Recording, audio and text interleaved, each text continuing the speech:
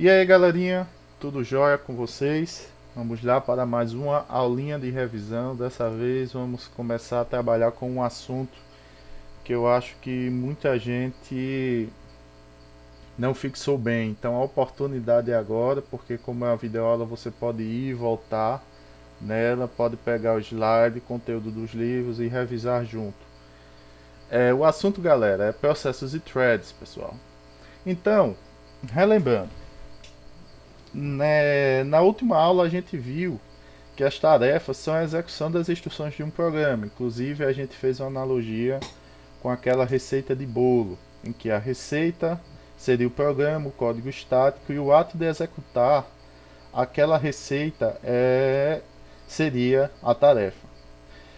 A gente viu também, pessoal, que as tarefas elas possuem um ciclo de vida bem definido. Executando, pronto, suspensa, terminada, e que especificando o estado em que ela estava atual dentro desse ciclo de vida. E esse estado é definido como contexto. Então esse contexto mantém as informações necessárias para a execução das tarefas, ou seja, o que é necessário, quais são os requisitos, vamos dizer assim, necessários para a execução dessas tarefas. E as tarefas, pessoal, elas são implementadas como processos e threads. Bora dar uma olhadinha no que é processo. Além do código que a gente vai ter, cada tarefa ela precisa de recursos para poder executar e cumprir seu objetivo. Então, ela vai precisar de uma área de memória, ela vai precisar de arquivos, ela vai precisar de dispositivos de entrada e saída para comunicação com o mundo externo, em alguns casos, conexões de redes também. Então, galera, todos esses recursos que são alocados para uma ou mais tarefas, olha o conceito de threads começando a aparecer aí, é denominado processo.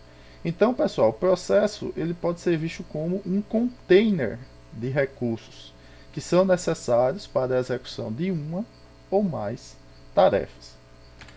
Aqui a gente vê bem isso daí, ó. Essa minhoquinha aqui significa o que? O fluxo de execução de um programa, ou seja, uma tarefa em execução.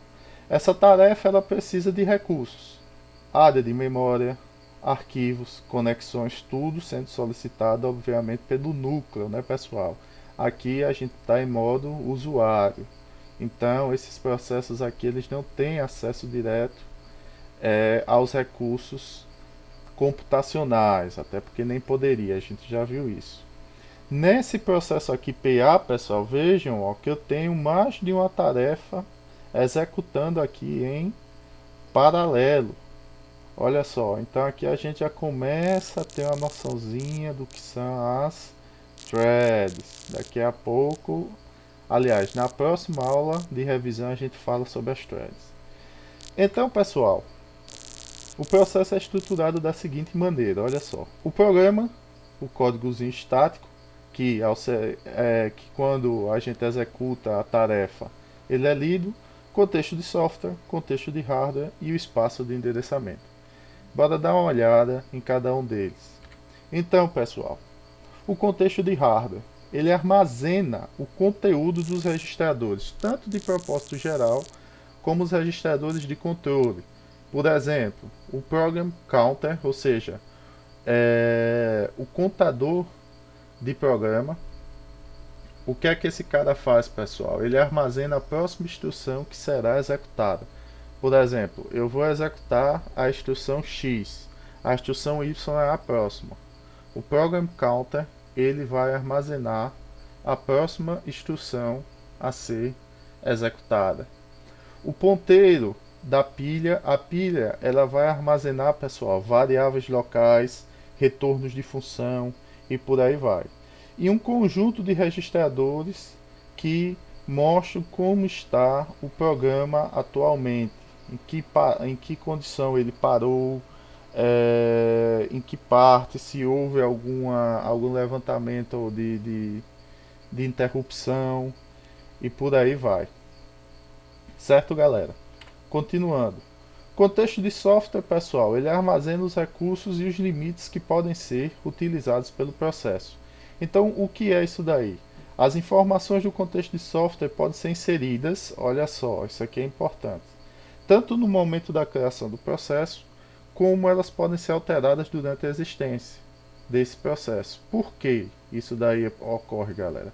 Às vezes um processo ele pode precisar de uma cota maior de memória ou pode precisar de mais arquivos abertos simultaneamente. Então ele pode, esse contexto ele pode ser alterado durante sua execução.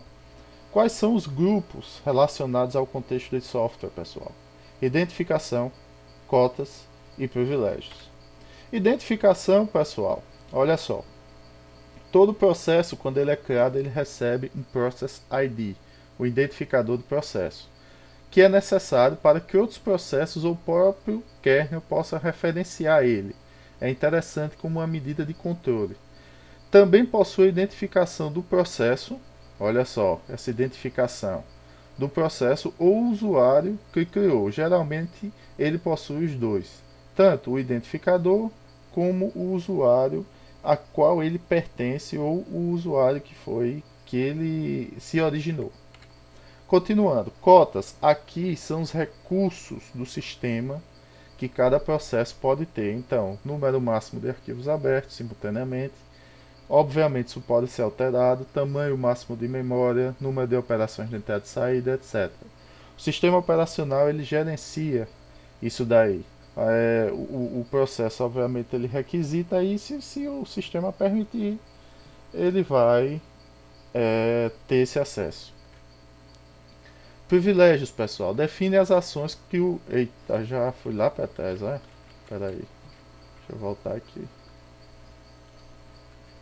Privilégios aqui. Define as ações que o processo pode fazer a ele mesmo, a outros processos ou ao kernel. Então, permite que características como prioridade de execução, limites de espaço de memória, alteração de regras de segurança, criação de subprocessos possam ser executadas. Ou ele possa executar ele mesmo, ou ele possa executar a outros processos, ou até mesmo ao próprio kernel do sistema operacional. Então são os privilégios que esse processo ele pode ter. E, dentro do contexto de software, o espaço de endereçamento, ou seja, é a área de memória, o local onde o programa está armazenado. Então cada programa possui sua área de memória, protegida para que outras tarefas elas não invadam essa área. Como é, pessoal, que esses processos eles são implementados? Eles são criados e excluídos com muita frequência dentro dos nossos sistemas computacionais. Para garantir esse controle, o sistema operacional mantém uma estrutura denominada Process Control Block, bloco de controle de processo, em que ficam armazenados os contextos de cada um dos processos em execução. Então, galera, a gente pode dizer que um processo ele é criado a partir do momento em que o sistema adiciona um novo Process Control Block à sua estrutura. Então, como é que a gente cria, certo, esses processos? Primeiro, o logon interativo. Ocorre quando um usuário, através de um terminal, fornece o nome de usuário e senha, criando um processo que o permite interagir com o kernel por meio de uma linguagem de comandos. Um shell do Linux, o CMD do Windows, tudo isso daí é o logon interativo. A partir dali eu posso criar outros processos através de linguagens de comandos. O usuário pode ser chamadas ao sistema ou pode chamar novos processos a partir dela. E a execução de programas, aquele 2 cliques que a gente dá lá na nossa área de trabalho, ou um software, quando ele é executado, pode chamar rotinas que criam novos processos. Exemplo é a fork, que a gente vai ver aqui, e a create process no Windows. Então, galera, aqui está um exemplozinho do uso da fork. Então, o que é que vai acontecer aqui? Dentro da função principal, eu vou ter uma variávelzinha do tipo PDT, que vai armazenar o Process ID do processo. Nossa, ficou redundante isso, hein? Resultado da função fork. A partir desse momento aqui, galera, olha só. Olha que interessante. A partir desse momento é criado um novo processo. Então a gente vai ter rodando aqui um processo pai e um processo filho.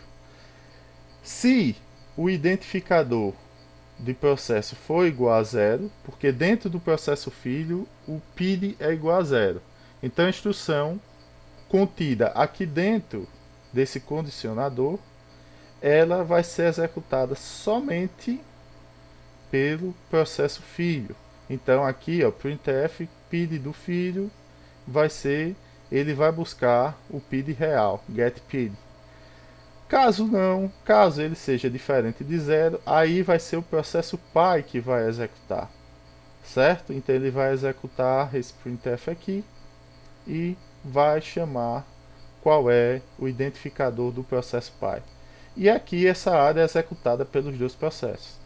Se você executar, pessoal, vocês vão ver que vai vir primeiro esse identificador aqui, depois esse identificador e depois essa área executada pelos dois processos. É interessante, galera, que vocês façam, repitam esse códigozinho em casa, aí na casa de vocês, para vocês terem noção desse funcionamento. Não só esse, como os outros códigos aqui de dentro dessa aula, certo? Sobre threads, pessoal, a gente vai falar na próxima aula de revisão. Eu vou ficando por aqui. Um forte abraço a todos e até lá.